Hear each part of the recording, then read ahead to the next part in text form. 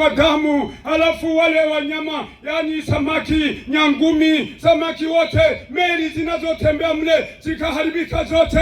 Nani atakayesimama watasafiri na nini? Siku hiyo maji yule watatu atashusha, nyota ile Bakanga itashuka, itaanguka kwenye visima vyenu vyote hivi vya Iramata. Mnakunywa maji mahali mnapooga, maji hayo yatakuwa Bakanga ameshuka ndani ya maji. Maji ukiyagusa ulimi wako karati.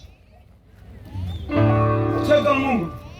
Huyu Mungu ndiye mhubiri, anawapenda watu.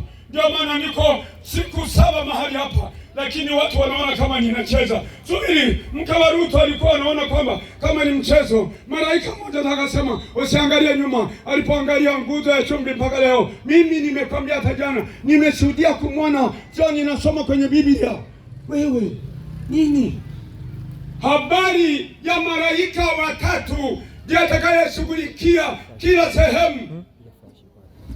Mkutano. Tunaambia watu wasogee. Mkutano uchukuliwe upeleke Iramata, pate sifa fulani kwamba Iramata kuna wataalamu wanawakaribisha watu wa Mungu kama wakina afisa usalama wa dunia.